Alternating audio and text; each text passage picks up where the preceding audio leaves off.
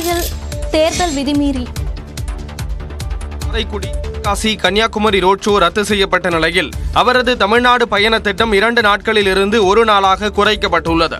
உத்தரப்பிரதேசத்திலிருந்து சிறப்பு விமானம் மூலம் இன்று மாலை 4:15 மணிக்கு மத்திய உள்துறை அமைச்சர் அமித்ஷா மதுரை விமான நிலையம் வரவுள்ளார். இதனைத் தொடர்ந்து மாலை 4:50 மணிக்கு ஹெலிகாப்டர் மூலம் சிவகங்கை மாவட்டம் காரைக்குடி அருகே உள்ள கானாடு காத்தான் செல்லும் அவர் அங்கிருந்து சாலை மார்க்கமாக புதுக்கோட்டை மாவட்டம் திருமயத்தில் உள்ள கோட்டை பைரவர் மற்றும் சத்தியகிரீஸ்வரர் கோயிலில் மாலை 5:05 மணிக்கு வழிபாடு நடத்துகிறார். மீண்டும் மாலை 6:10 மணிக்கு மதுரை விமான நிலையம் திரும்பும் மத்திய அமைச்சர் அமித்ஷா மாலை 6:20 மணிக்கு மதுரை மக்களவை தொகுதி பாஜக வேட்பாளர் ராம ஸ்ரீனிவாசனை ஆதரித்து வாகன பேரணி செல்கிறார். பெரியார் பேருந்து நிலையத்தில் தொடங்கும் இப்பேரணி நகைக்கடை பஜார் வழியாக சென்று இரவு 7:05 மணிக்கு மதுரை விளக்கு தூணில் நிறைவடைகிறது. இதையடுத்து இரவு 7:15 மணிக்கு மதுரையிலிருந்து சிறப்பு விமானம் மூலம் கேரள மாநிலம் திருவனந்தபுரத்திற்கு அமித்ஷா செல்ல உள்ளார். கன்னியாகுமரி பாஜக வேட்பாளர் பொன் ராதாகிருஷ்ணன், பாஜக கூட்டணியில் சிவகங்கை தொகுதியில் போட்டியிடும் தேவநாதன், தென்காசி தொகுதியில் போட்டியிடும் ஜான் பாண்டியன் ஆகியோரை ஆதரித்து அமித்ஷா நடத்தவிருந்த வாகன பேரணி ரத்து செய்யப்பட்டுள்ளது.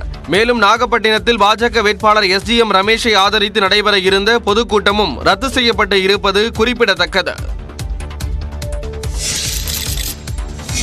தமிழ்நாட்டுக்கு உரிய நிதி வழங்காமல் மத்திய அரசு மாற்றாந்தாய் மனப்பான்மையுடன் செயல்படுவதாக எடப்பாடி பழனிசாமி குற்றம் சாட்டியுள்ளார். திருவண்ணாமலையில் நடந்த பொதுக்கூட்டத்தில் அதிமுக வேட்பாளர் கலியபெருமாளை ஆதரித்து அதிமுக பொதுச் செயலாளர் எடப்பாடி பழனிசாமி பரப்புரை மேற்கொண்டார். அப்போது மத்திய அரசு தமிழ்நாட்டுக்கு உரிய நிதி வழங்கவில்லை என சாடினார்.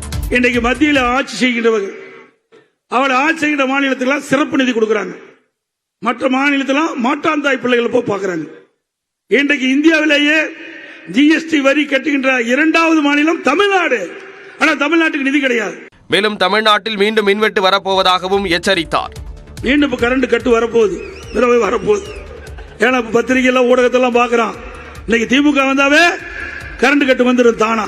திமுகவுக்கு கரண்ட்டுக்கு அவளுடைய தொடர்பு. ஆட்சிக்கு வந்த 3 ஆண்டு காலத்தில் எந்த திட்டத்தையும் செயல்படுத்தாமலேயே 3.5 லட்சம் கோடி ரூபாயை கடனாக திமுக அரசு வாங்கியிருப்பதாகவும் எடப்பாடி பழனிசாமி குற்றம் சாட்டினார்.